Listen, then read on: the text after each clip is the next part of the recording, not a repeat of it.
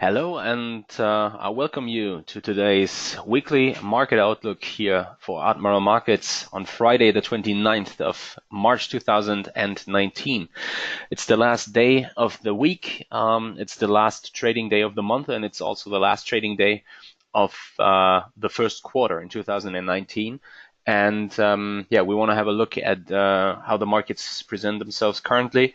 It's in fact not yet really volatile, but this could change, especially in the euro, in my opinion, when looking at the crucial level we're currently eyeing around 112. Yeah, probably the only reason we can currently hold above that level is because we have the quarterly close here ahead of us, and probably because of funds probably want to see the euro trading above that level into the quarterly close, and then once this motivation disappears for whatever reason, may it be because of hedging or for hedging purposes, may it be because of their portfolio and hedging in terms of currency exposure, whatever. Once this motivation disappears, then the upcoming week, a more significant break could be around the corner. Same is true, on the other hand, for equity markets. When looking at the DAX right now, you might have seen that we had some trouble starting into the day, and now we just shot nearly 100 points higher, with no real reason, to be honest, trading above 11,500 points. And I have to say, I see some further gains in the days to come, in the upcoming week. Sorry, not in the days to come, in the upcoming hours, due to the U.S. market opening and probably the motivation to hold the market above 10% performance in the first quarter of 2019, after we've seen those significant losses and high volatility into the fourth quarter of 2018 here. But before we start, very, very important, before we start, let's have a look here at the risk disclaimer, make a short introduction. So first of all, the risk disclaimer: trading with financial instruments offered by Admiral Markets carry a high level of risk, which is not suitable for all investors due to their complex nature. And before entering into a client agreement or making a transaction, please make sure to read the terms and conditions of the service from Admiral Markets. We want to dig deeper, a little deeper, into a decision here of the ESMA decision, known for the differentiation now between retail clients and professional clients, and the leverage restrictions. It came into play in August already last year, and now there's a leverage restriction for retail clients with a max of 1 to 30 for Forex majors and 1 to 20 for other currency pairs, so-called minors, or also exotic currency pairs. We want to, by the way, have a look at these. For example, Euro Australian dollar, but also Euro New Zealand dollar. You probably recall that last week, week before already, I'm not sure, but we definitely made it a topic here. There are now very interesting seasonal patterns, and coming back to the leverage restrictions, those Forex minors, they have a leverage restriction, a cap at 1 to 20, but also this cap is relevant for CFDs like the DAX 30, gold, for example. And so here now the interesting thing comes into play: the differentiation, the clear differentiation between retail clients and professional clients. So there is no such thing as a leverage restriction for professional clients. So professional clients still can trade with a leverage up to 500. The only difference is, in fact, that when looking at the ESMA decision, there is a negative balance protection for retail clients, and it's not necessarily the case that this is for professional clients the case also. But in case of Admiral Markets, if you apply, respectively, if you plan to recategorize as a professional client and you meet certain criteria which has to be met, for further information, feel free to reach out to Admiral Markets directly.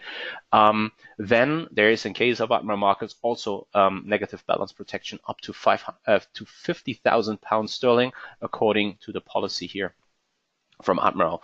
Again, further information, please feel free to reach out to Admiral directly. This is me, the face to the voice you're currently listening to. I'm located, by the way, in Berlin, Germany. We have a further slide in a few seconds here, which also shows that Admiral is present here in Germany, in Berlin, with an office. And what I can say as an experience at my end here, when referring to Admiral markets, we refer to Admiral as the so-called DAX expert.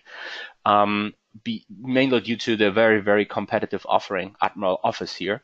And it's not only that there's a typical spread of 0.8 points during the main trading hours you can find here, but also, and this is probably very interesting for short-term traders, for scalpers especially, there's also a chance now to reduce the spread to 0.2 and then pay a commission on top of that. So for further infos here, please also feel free to reach out to Admiral directly. So there's many chances of, how can I call this, individualization, let's call it. Here, you're trading, in this case, especially in terms of the DAX. The same is, by the way, also true in terms of competitiveness here when it comes to a currency pair. So for example, therefore, I recommend checking out the so-called Admiral Prime offering. All information is here on the website from Admiral.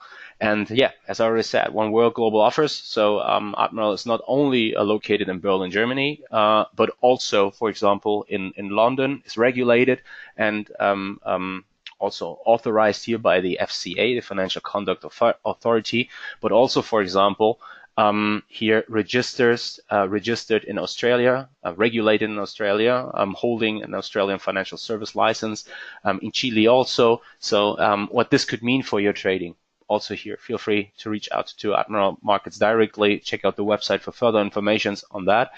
And there are the contact details then, where you can reach out to Admiral directly and click. So this is now the slide. What is of the main interest probably here of many listening to me right now, the agenda of today. What are the key economic events in the coming trading week? What is the current bias in the FX, equity, and commodity markets, and then also which trading opportunities may arise from that. And so with this in mind, we switch over here to the charts. And what you can already see here on the downside, there's a trade still on in Euro Australian dollar. So we start with a exotic currency pair. You probably recall this, and by the way, I have to switch this to the 10th. Here. So that's right. So you probably recall this chart, and I have to say it really speaks for itself, to be honest. So what do we see here? We see Euro Australian dollar on a daily chart, and you see here this turquoise window. Within there is obviously a likelihood of 79% that Euro Australian dollar will drop lower. So in fact, I presented a trading idea for the last 24, 25 years, if I'm not mistaken, where in 19 cases, 19? I think so, 20? I think, yeah, it was 20, sure. So in 20 years out of 24, we've seen Euro Australian dollar trading on average more than 300 pips lower, with a max loss of something like 250, 280 pips, something like that. And so far, so the window is the 19th of March till the 10th of April. So the window then closes again. The seasonal window closes in the not upcoming week, but in the week after, second week of April then. And so far, it seems as if this trade is playing out quite well. So what you can see is the P&L shows a profit. So obviously, after entering the trade, the Euro Australian dollar obviously pushed lower. And I think there is a serious chance that we will see further losses here in the days to come, not mainly due to Australian dollar strength. Probably we get to see also another catalyst here in terms of the trade negotiations between the US and China. But there we have to say we are now waiting for nearly 4 months for a clear signal that there will be a deal found between those two countries in terms of trade. And sure, Australia, considering China as one of the, if not the biggest trading partner they have, surely would profit here from any positive deal those two countries will find them. But it's again, it's not really sure whether we get to see a deal here soon. But in case of the euro, we definitely can say that further losses seem very likely after the developments of the last days. And this is obviously positive for the seasonal pattern here. Sure, we still have to wait that the trade will continue to move in our direction. But nevertheless, it's not only from a seasonal, also from a technical perspective, which is especially true if there's a push below 157.30 here, but also from a fundamental perspective, that the euro does not look very promising. And if you're not currently looking at this seasonal pattern here at euro Australian dollar, then it's definitely worth giving euro US dollar a more detailed look here. The reason for that is the overall picture stays neutral, and it's still not very interesting to look at it. But this could change once we break here below the ECB lows, which we marked on the 7th of March. It's very interesting to see that after this potential fake out, after the ECB, we've drawn a neutral picture for the last 2 weeks, we can definitely say, and you can also look this up in the traders blog section, for example, on the website from Admiral Markets. You can listen to the recordings of the weekly market outlook in the YouTube channel, for example. You will clearly hear that we painted a quite neutral picture in the euro here in general, after this was a potential fake out, and the US dollar came under pressure and couldn't really profit from the euro weakness. And this was mainly due to this development here. This is what we'll look at in a few seconds. That was, or has something to do here with the developments in 10-year treasury yields. When looking at the last 3 months, since the beginning of the year, so the first quarter, you can clearly see, especially here from March onwards, after topping at around 275 basis points, we dropped to, and that was here on a Wednesday, to as low as 2.37 percent. That's nearly 40 basis points. Doesn't look that much, but the thing is that these are the lowest levels we have seen here for nearly 1.5 years. So last time we traded here, that was in 2017 in this region, mid 2018. I'm sorry, not 17, 2018 here. And now this yield is an indicator of the attractiveness of a currency, which means nothing more than if the yield drops, usually you shouldn't be overly excited about the currency, and it's not a big surprise to see the US dollar perform negatively based on this development here in yields. What's of more interest is that if you look at this development here on the 20th, so this is nearly 1 week ago, that was last week on Wednesday, that was when the Fed announced their, let's call it a dovish statement. It was really a dovish statement. That was when the Euro USD topped, and from there started to drop lower. So back then we pushed shortly above 114, and then kept on dropping from here over the last 1.5 weeks. And this despite the fact that yields in the US and 10-year US Treasuries kept on falling to new yearly lows here, and to the lowest levels since mid-2018. So that the euro can profit from this US dollar weakness and this dovishness of the Fed, well, is definitely a sign of weakness. And now rumors were spread over the last days, which could probably explain not only why the euro dropped, but also why the DAX could recover from this quite significant break below 11,400 points, and also the weekly close below 11,400 points. That's something we'll look at in a few seconds or a few minutes. Here, why it could recover. There was rumors which said that the ECB is studying tiered deposit rate to alleviate the bank split, based on sources. So it's not official, but it's definitely something which is of interest. And what does this mean? Well, it means nothing more than this year. A so-called tiered deposit rate would mean banks are exempted in part from paying the ECB 0.4% annual charge on their excess reserves, boosting their profits as they struggle with an unexpected growth slowdown. This is something which has been seen already in other countries around the globe. For example, in Japan, it wasn't here declined. It wasn't. What's the other word? So the ECB didn't say yes, we plan to do this, or they didn't no, we don't plan to do this. So they were neutral on this. They declined to comment. But what's of higher interest here in this context is and what potentially also weighs currently on the euro. This step here to consider, to study such tiered deposit rates means nothing more than rates will stay low at the current levels here at 0 for an extended period of time. So after the ECB decision on the 7th of March, those speculations here were already pushed into the future, and we were discussing rate hikes, respectively market participants / the swap markets, where I'm seeing a rate hike here at the end of 2020. So this is now off the table too, after these sources made rounds here.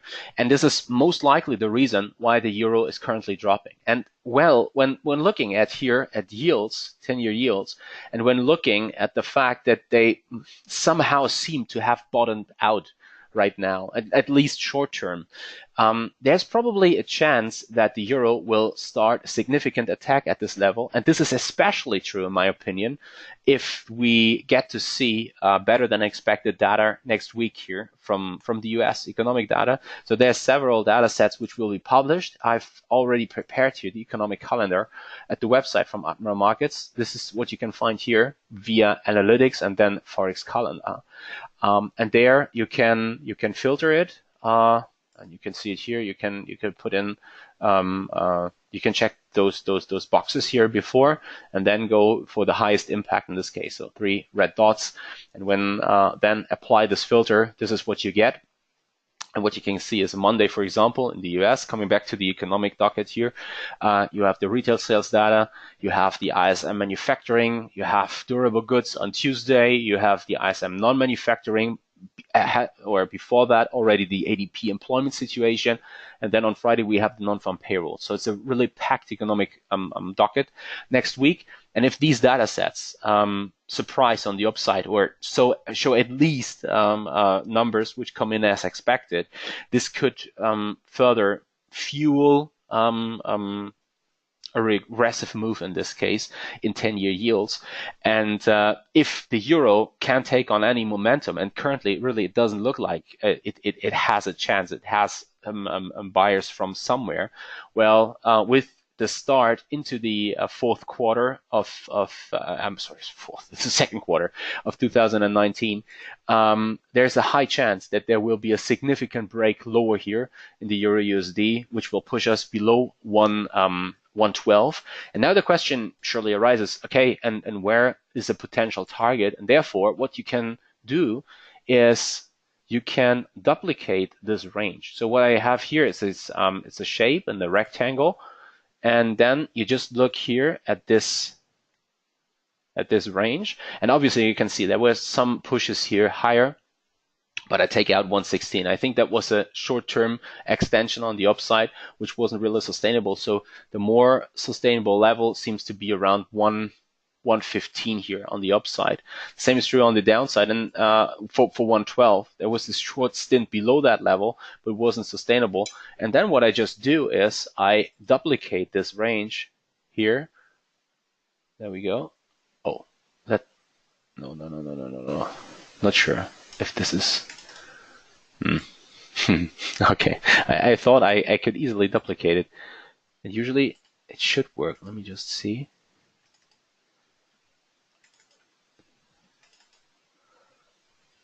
Does this work?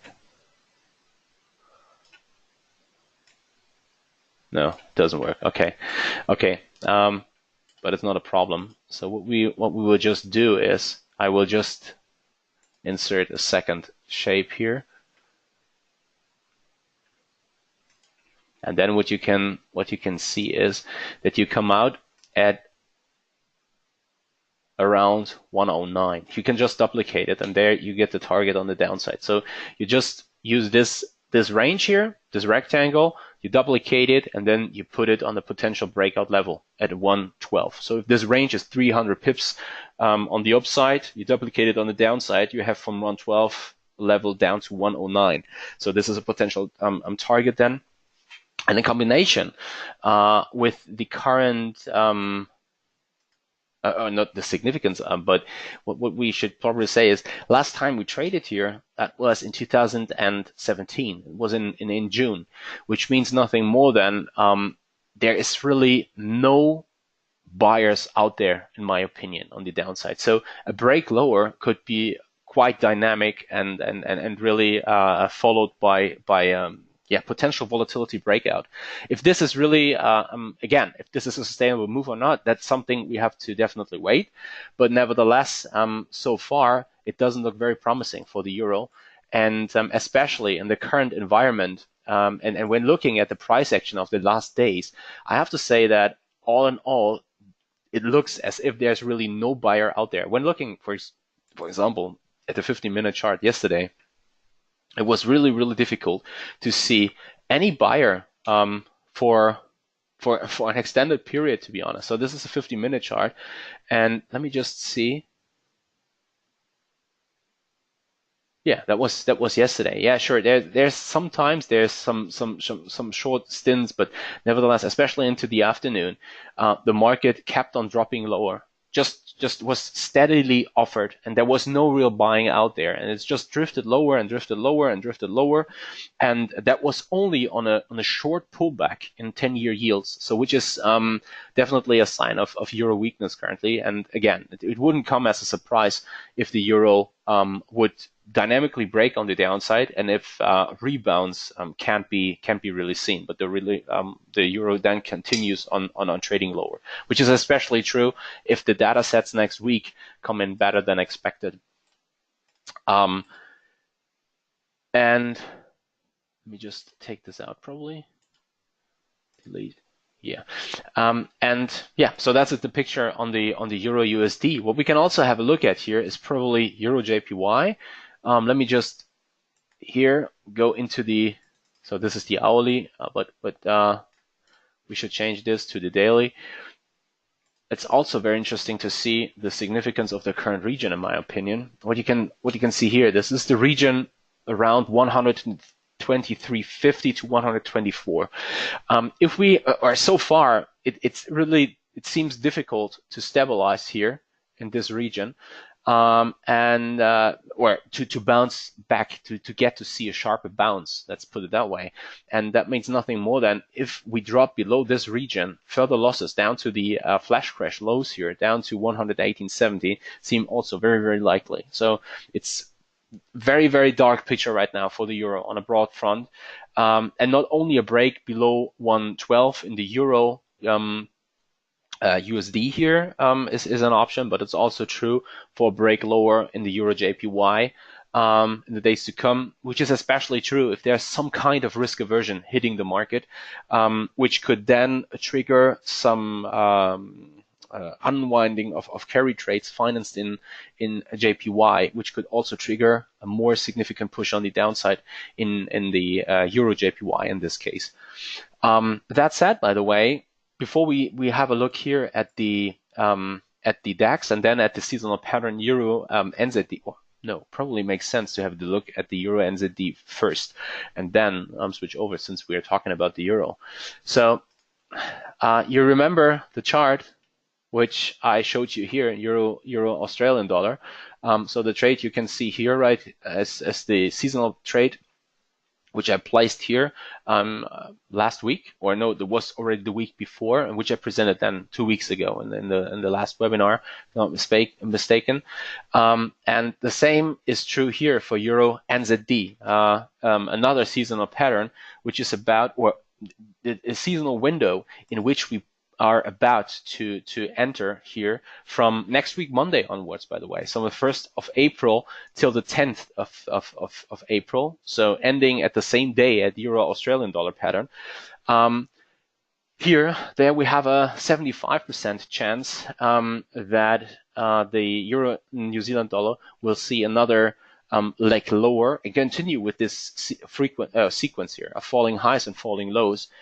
And so, in fact, over the last 20 years and 15 years, we dropped on average 235 pips. While when the Euro NZD withstand any selling pressure and rose instead, it lost on average only 106 pips with a max loss of 240 pips. So that's sad, and especially when looking at the current weakness in the euro in general, I think the seasonal pattern here in Euro NZD is of high interest. And what we would do in this case is we would sell Euro NZD on the closing price from Monday, then the 1st of April. So far we have no position on, but on Monday we would sell this. Then work with a stop of 240 pips in this case, so the max loss of this seasonal pattern, and then place on our take profit 235 pips lower at the average gain during this period, during this time span. And if you want to look at it from a more technical perspective, somehow we bet on Euro NZD then breaking to new lows here. So the only reason, by the way, why we were capable of withstanding such a break lower over the last days was that the rhetoric of the RBNZ, the Reserve Bank of New Zealand, on Wednesday changed into a more, or had a very, very clear dovish touch to it. So in fact, when we saw the last RBNZ meeting, they said that the next move will either be up or down. Now they said, that was on Wednesday, the next move will likely be down. So joining the club of dovish central banks, let's say, after the Fed came in more dovish, after the ECB came in more dovish, and so obviously the RBNZ also is planning to loosen their monetary policy, and this resulted in a short-term push higher. But what you can clearly see is that Euro NZD in this case wasn't capable of somehow really profiting from it and breaking out of this down channel here, but instead now topping somewhere here. And in addition, with the seasonal pattern, I think there's a good chance that further losses are likely, and another attack, at least, if not a break below 163.50 around, is a serious option. So that's it on the euro. Let's have a look then at dollar JPY. Probably also very, very interesting to look at. I'm really surprised, to be honest, when looking at the dollar yen, to see that the yen can't really profit from the current weakness in the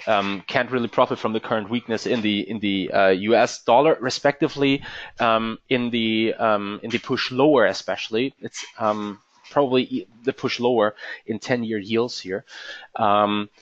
We know that there's a high positive correlation between 10-year yields and also the dollar JPY. So usually you expect, if the yields push lower, then you really expect dollar yen to push lower too, or the other way around. That this is not happening here is definitely something to have a closer look at. And so right now we are facing resistance around 110.80 to 111, but when looking at the overall developments in dollar JPY, we're respectively in general in the JPY, and therefore we also should have a look here at the website from Admiral Markets, and there in the technical analysis section, so something you can find here via analytics and technical analysis. There's the research piece from today, from the morning. The headline reads, rising tensions in emerging markets, dropping US yields, and dollar JPY above 110, question mark. And what do we mean with rising tensions in emerging markets? Well, it has to do with the current situation in Turkey. So what we saw here over the last days was that in Turkey, Turkish lira swaps here, so the cost of borrowing the currency overnight, pushed to a never seen level on Tuesday at 1,338 points. So FX traders around the globe just were quoted here on their thinking about this, and I was just saying I haven't seen something like that before. So, or put it differently, when looking at these numbers here, it really seems as if Turkey, respectively the Turkish Central Bank, is completely losing control about their own currency. And this is also then probably, by the way, a potential driver for the gold price lower right now, because Turkish banks are not lending foreign foreign banks / foreign speculators here any liquidity anymore to bet against the Turkish lira, and they are really losing the trust of investors and banks around the globe, which means no one is willing to give them money anymore or give them liquidity. So what they have to do is they have to burn through their foreign exchange reserves, but also here to probably dump their gold holdings, which is then probably explaining really well why gold was under such tremendous pressure. I mean, sure, we could argue, well, rising yields here, or there was at least a bottom out in 10-year yields, but I think it does not justify a drop of nearly 2% in the gold price. So when looking at the gold here from yesterday, what you can clearly see is a sharp, really sharp drop below 1,300 USD again per ounce. And in my opinion, well, a drop, yes, but not such a significant drop in my opinion, based on US yields in this case. And that said, it's really interesting, I think, to see that there is certainly a spillover effect, potential spillover effect from Turkey to other emerging countries, and then not seeing any unwinding of carry trades and the rising JPY on that, but instead the complete opposite, and seeing JPY yesterday after GDP data came in, which came in, by the way, not really strong too, to be honest. It came in at an annualized 2.2 on quarter in Q4, which was still well below 2.6 and in the previous estimate. And instead of JPY profiting from that, JPY really couldn't take on any momentum, but instead dollar JPY pushed to 111. In my opinion, is a sign of current JPY weakness. One of the reasons why I don't really want to be aggressively long JPY right now.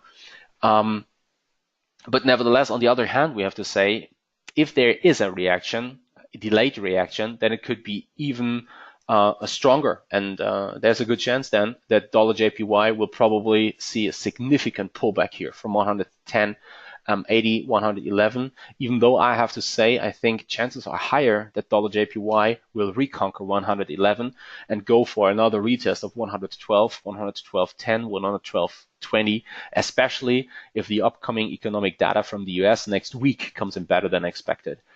And again, the economic docket here is really packed with ISM, manufacturing, non-manufacturing, retail sales, ADP, non-farm payrolls, durable goods also to some extent. So there's plenty of reasons to, especially if these data sets surprise on the upside, to see dollar JPY reconquering 111 here. So, and then finally, we'll have a look here at the DAX. So I have to say, saying everything said around especially Turkey and the turbulences there, even though we have clearly to say, well, it depends on in which time period you're seeing those turbulences in Turkey. So I remember really well a time that was at the beginning of 2014, for example. I remember that, by the way, because here in Germany, I had an interview on television that month. That was my first interview on television, and I was interviewed on the potential emerging market crisis and sharp volatility spikes we've seen that month then at the end of January. So I remember really well that the turbulences, especially in Turkey, also then over 2014 and driven also by the tapering from the Fed back then. So they weren't even hiking rates, but they were just reducing their QE program. There was big volatility also in countries like Turkey, which relies heavily on the cheap liquidity from the US here. And so it seems as if especially hedge funds, CTAs, who are positioned in emerging currencies, respectively emerging markets in general, that they probably have hedged their exposure, probably have a more balanced portfolio here, probably reduce their exposure in Turkey, so that this is not really spilling over to equity markets anymore. Nevertheless, I was kind of surprised to really see no sharper down reaction in the DAX here, especially after the very weak close last week here on Friday when we closed the week below 11,400. Why is this important? Probably you can't really see it here on the daily chart, but you can definitely see it here on the hourly chart. There was a sequence from the start of the year of higher highs and higher lows, where the last relative low here could be found at 11,400 points. And we dropped below that level, which can be considered a break of this overall long sequence here. And even though I have to say that this is currently nothing more than a regressive move, and we should be really careful, especially when looking at the dominating time frame. So this is the hourly chart, and the hourly chart is dominated by the daily chart. When looking at the daily, you can clearly spot here we're still trading below this purple line, which is the simple moving average 200, which is clearly showing that the overall advantage, long-term advantage, is now be found on the downside. Nevertheless, it's really surprising. In my opinion, it's really surprising to see that the DAX is really withstanding any sharper selling pressure and is currently about to make back all those losses from last week Friday. So even though it took him nearly the whole week from Monday till today, but still it's a strong sign in my opinion. Is this sustainable? Good question. I have to be honest, I don't think so.